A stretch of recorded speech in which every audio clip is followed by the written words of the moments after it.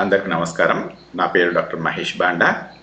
ఇవాళ నేను ఇప్పుడు బడి బాట అని మన తెలంగాణలో ఒక ప్రోగ్రాం మొదలుపెట్టిండ్రు. బడికి బాట అంటే పిల్లలందరూ బడికి పోవాలి, మంచిగా చదువుకోవాలి, తెలంగాణలో మన పిల్లలందరూ కూడా మంచిగా ఉండాలి అన్న ఉద్దేశంతో.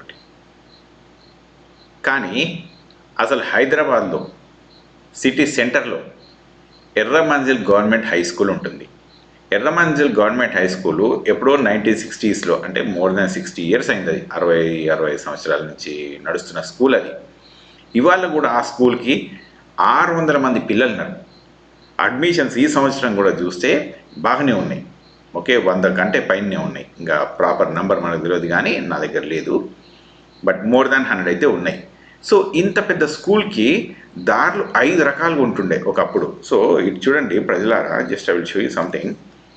ఇది Erramanzil government high school. Okay, Erramanzil government high school.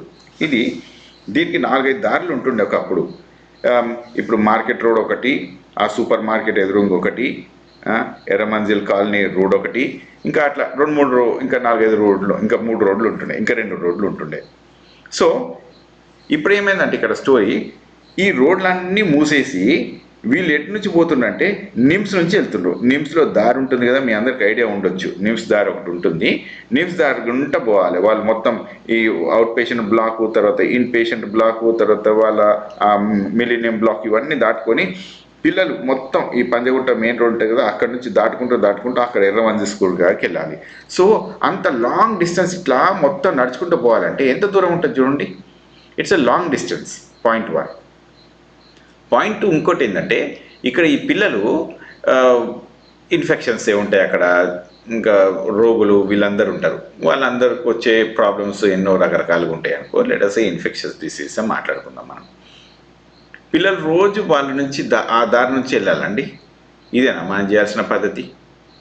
అంటే ఇప్పుడు ఈ దారులన్నీ మూసేస్తే పిల్లలు ఎక్కడి నుంచి చదువుకోవాలి, ఎటు నుంచి పోవాలి? అది ఎంత కష్టమైతే చెప్పండి పిల్లలకు.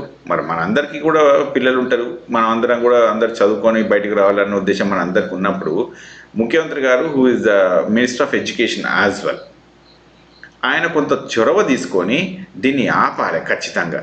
ఇంకొక స్కూల్కి రిలొకేషన్ చేసేంత వరకు ఈ స్కూల్ని ముట్టకూడదు. దీని దారులన్నీ ఓపెన్గానే ఉంచాలి. ఇంకొకటి నేను ఒక క్వశ్చన్ అడుగుతా, మీరు నిమ్స్ని ఎందుకు ఎక్స్పాండ్ చేయాలి? ఉస్మానియా మెడికల్ కాలేజ్ లేదా? ఆ క్వారంటైన్ హాస్పిటల్ లేదా? అంటే ఫీవర్ హాస్పిటల్ లేదా? అవన్నీ పాత బిల్డింగ్లే కదా, ఇంకా చాలా హాస్పిటల్స్ ఉన్నాయి. ఒట్టి నిమ్స్ని ఎక్స్పాన్షన్ చేసేసి లాభం ఏముంటుంది చెప్పండి? ఉస్మానియా చూస్తే బొచ్చని మంది ఉంటారు అక్కడ హాస్పిటల్లో. అక్కడ అఫ్జల్గంజ్ హాస్పిటల్లో, ఉస్మానియా హాస్పిటల్లో అఫ్జల్గంజ్ దగ్గర చాలా పెద్ద నంబర్ ఉంటుందండి పేషెంట్స్ చూడడానికి. Actually Osmania will make you A doctor. ఒకప్పుడైతే అట్లా మేము మెడికల్ కాలేజ్లో చదువుకున్నప్పుడు అదే మాట ఉంటుండే.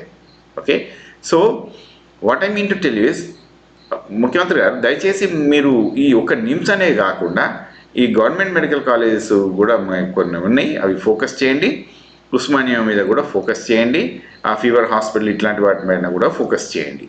నాట్ నెసెసర్లీ లైక్ డిమాలిషింగ్ ఒక గవర్నమెంట్ స్కూల్ని డిమాలిష్ చేసి ఇంకా గవర్నమెంట్ హాస్పిటల్ కొంత అట్లాంటి దానికి నేను ఎక్స్పాన్షన్ చేస్తా అంటే నేను కొంత కష్టం అనిపిస్తుంది. ఎందుకంటే మనకు హెల్త్ అండ్ ఎడ్యుకేషన్ అన్నింటి 2 కళ్ళ లాంటివి.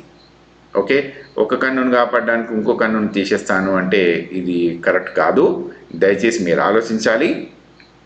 దీని మీద మీరు ఇంకొకసారి ఫోకస్ చేసి పిల్లలకు ప్రాపర్గా దారి ఉంచేటట్టు చూడండి. అలాగే మీరు హెల్త్ మీద ఫోకస్ చేస్తా అన్నారు కాబట్టి ఇంకా మిగతా కాలేజెస్, మిగతా హాస్పిటల్స్ ఉన్నాయి, అక్కడ ఫోకస్ చేయండి. Okay, thank you very much. And మనం బడిబాటని ఖచ్చితంగా మనము కంటిన్యూ చేద్దాము. ఇంకా పేద పిల్లలందరికీ కూడా మనం బాసరగా నిలుచుందాము. Okay, we will open the proper route for the children. Thank you very much and Jai Hind.